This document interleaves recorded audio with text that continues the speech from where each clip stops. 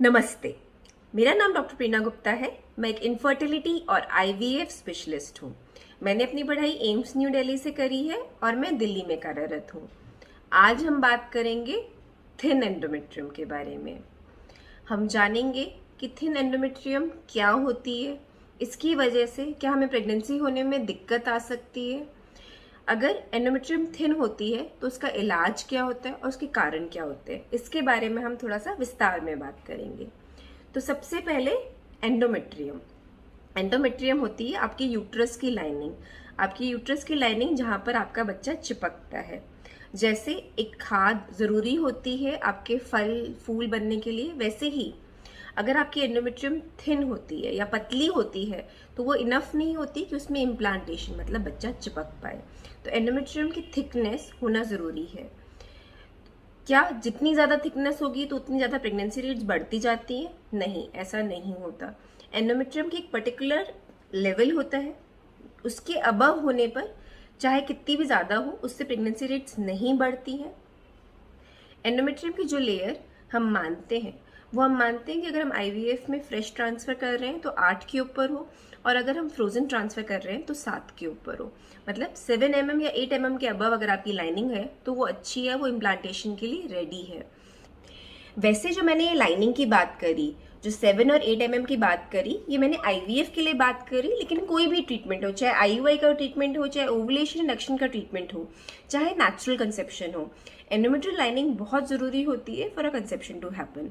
तो अब हमने जान लिया कि कौन सी लाइनिंग, कितनी थिकनेस लाइनिंग की इंपॉर्टेंट होती है कंसेप्शन होने के लिए। तो लाइनिंग थिन होने के कोई सिम्टम्स होते हैं? जब हम नेचुरली ट्राई कर रहे हैं तो क्या पता चल सकता है कि हमें लाइनिंग थिन है? कई बार पेशेंट्स को नहीं पता चलता। जब डॉक्टर्स फॉलिकुलर मॉनिटरिंग कर रहे होते हैं तभी उन्हें पता चलता है कि लाइनिंग थिन है, उनकी ज़्यादा नहीं बन रही।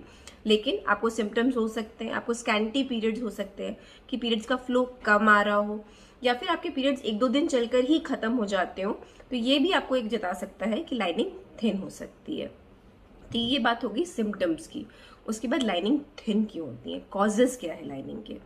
तो मोटे मोटे तौर पर एंडोमेट्रियल लाइनिंग के थिन के हम 2 पार्ट्स में डिवाइड करते हैं। एक तो यूट्रस में खुद में कुछ फंक्शनल प्रॉब्लम है, यूट्रस में कोई एडेशंस है, यूट्रस में कोई इन्फेक्शन है, उसकी वजह से आपकी लाइनिंग थिन है। दूसरा ये है कि यूट्रस को बाहर से हॉर्मोन्स कम मिल रहे हैं, अगर ईस्ट्रोजन कम मिल रहा है तो उसकी वजह से लाइनिंग थिन है। अगर आपके कोई फिजिकल कॉज है, जैसे आपका एशरमैन सिंड्रोम है, यूट्रस में एडेशंस है, यूट्रस में इन्फेक्शन है, जैसे मोस्ट कॉमन जो इंडिया में माना जाता है वो ट्यूबरकुलोसिस है, जिसकी वजह से यूट्रस में जो ब्लड वेसल्स हैं वो कम जाते हैं, यूट्राइन ब्लड फ्लो कम हो जाता है, तो उसकी वजह से लाइनिंग थिन हो जाती है।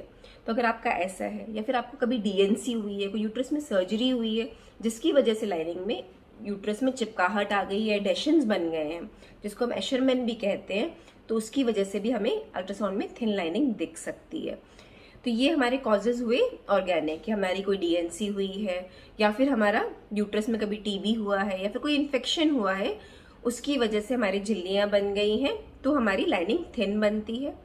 इसके अलावा दूसरा होता है कि हमारे यूट्रस को बाहर से ईस्ट्रोजन कम मिल रहा है, तो हाइपोइस्ट्रोजेनिक स्टेट्स, जब आपके हार्मोन्स लो हो, जैसे आप नियर मिनोपॉज पहुंचते जा रहे हैं, या फिर आपकी ईस्ट्रोजन कम बनता है बॉडी में, तब भी आपकी लाइनिंग थिन दिख सकती है। जब हम आपका फ्रोजन ट्रांसफर्स कर रहे होते हैं तब आपको मेडिसिन देते हैं ईस्ट्रोजन की। कई पेशेंट्स उससे इसलिए रिस्पॉन्ड नहीं करते कि उनके यूट्रस तक प्रॉपर ब्लड फ्लो नहीं जा पाता, तब भी लाइनिंग थिन बनती है। तो ये मोटे मोटे तौर पर कॉजेज हो गए इन्फेक्टिव। और ये अब डायग्नोज कैसे करेंगे हमारी थिन लाइनिंग है। अगर हमारी थिन लाइनिंग है तो हमें अल्ट्रासाउंड में दिखती है। थिन लाइनिंग का मतलब ये नहीं है कि किसी भी दिन हमने स्कैन करा और हमारी थिन लाइनिंग है। Thin lining on the day of implantation, जिस दिन आप यूजली इम्प्लांट करने के लिए रेडी कर रहे हैं आपके एंडोमेट्रियम को, जैसे नॉर्मली 12वें-13वें दिन साइकिल के, अगर आपकी लाइनिंग 7 या 8 mm से कम दिखती है तो इट मीन्स थिन लाइनिंग हो सकती है। ये जो 12वां-13वां दिन हम उन वुमेन के लिए मान रहे हैं जो रेगुलरली ओवुलेट करते हैं, जो 28-30 दिन में जिनके एग्स बनते हैं। जिनके अगर डिलेड पीरियड्स आते हैं या जल्दी बन जाते हैं उनके लिए वैलिड नहीं है। मतलब around the time of ovulation अगर आपकी लाइनिंग 7 या 8 mm से कम है तो थिन है। अगर आप सेकेंड थर्ड डे स्कैन कराएंगे तो वो थिन नहीं आएगी। उसका मतलब ये नहीं कि आपको थिन लाइनिंग है। जिस दिन आपका एग रिलीज हो रहा है उस दिन की जो लाइनिंग है वो थिन है क्या। तो डायग्नोसिस एक अल्ट्रासाउंड से होता है, जो अच्छी जगह से होना चाहिए, जो डॉक्टर प्रॉपरली लाइनिंग देख पाते हैं। इसके बाद ट्रीटमेंट। ट्रीटमेंट डिपेंड करता है कि हमें क्यों थिन लाइनिंग है। अगर हमें एशरमैन सिंड्रोम है, अगर हमें एडेशंस हैं, झिल्लियां हैं, तो उसके लिए हिस्ट्रोस्कोपी करी जा सकती है। हिस्ट्रोस्कोपी करके इन झिल्लियों को काटा जा सकता है। या फिर अगर मान लीजिए हमें कोई इन्फेक्शन है, जैसे ट्यूबरक्लोसिस का डाउट है, तो उसमें एंडोमेट्रियल बायोप्सी करी जाती है, उसको पीसीआर के लिए भेजा जा सकता है। और अगर टीबी के लिए पॉजिटिव आता है तो टीबी की दवाइयां स्टार्ट करने के बाद भी थिन लाइनिंग को ट्रीट करा जा सकता है। बट यूजुअली मतलब अगर हमारे पास 100 पेशेंट आते हैं तो सिर्फ 30-40% पेशेंट्स में हमें कॉज मिलता है, 60% में हमें कॉज नहीं मिल पाता। इडियोपैथिक रह जाता है कि पहले टीबी हुआ था या फिर हमने टीबी की दवाई दे दी फिर भी लाइनिंग इंप्रूव नहीं कर रही है। तो उस केस में क्या किया जाता है? यूजुअली ईस्ट्रोजन की डोजेजेस होती हैं वो ज़्यादा बढ़ाई जाती हैं नॉर्मली। इसके अलावा ईस्ट्रोजन ओरल टैबलेट्स की जगह भी क्रीम से, पैचेस से ये भी ट्राई करे जाते हैं। अगर ये रिलीव ना करे तो intrauterine PRP, stem cell therapies, ये सब भी ट्राई करा जाता है। बट इन सब को ट्राई करने के बाद कई पेशेंट्स की हम लाइनिंग इम्प्रूव कर पाते, बट कुछ पेशेंट्स की हम लाइनिंग इम्प्रूव नहीं कर पाते इन सब कुछ करने के बाद भी।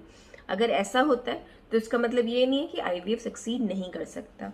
आईवीएफ सक्सीड कर सकता है बट प्रेगनेंसी रेट्स कम रहती हैं।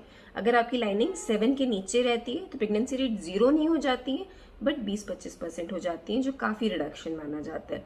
तो इसलिए लाइनिंग के स्कैन पर काफ़ी इंपॉर्टेंस दी जाती है जब आपका आईवीएफ के लिए ट्रांसफर प्लान करा जाए। होपफुली आपको इन्फॉर्मेशन इन्फॉर्मेटिव लगी होगी, आपने कुछ नया ही जाना होगा। आपके इसके बारे में कुछ सवाल हैं तो ज़रूर हमें फ़ोन या ईमेल करिए। धन्यवाद।